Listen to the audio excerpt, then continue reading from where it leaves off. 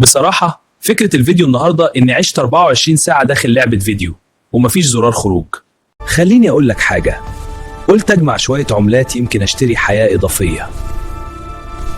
بصراحة شكلي دخلت مرحلة ما كنتش في الحسبان. خليني أقول لك حاجة، واضح إن الجري بقى الخطة الرسمية.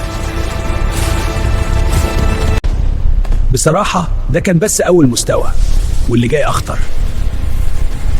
بصراحة المرحلة دي شكلها سخنة زيادة عن اللزوم، بس أنا قدها. بصراحة ده شكله باور أب ووقته مثالي جدا. خليني أقول لك حاجة، يمكن اللعبة بدأت تفهم أنا مين. بصراحة ده كان أول مستوى بس واللي جاي أخطر. بصراحة لو فاكرين إن ده كان صعب استنوا اللي جاي، انتظرونا في بارت 2. أنا خرجت، إزاي رجعت تاني؟ المكان ده مش مستقر، في حاجة غلط.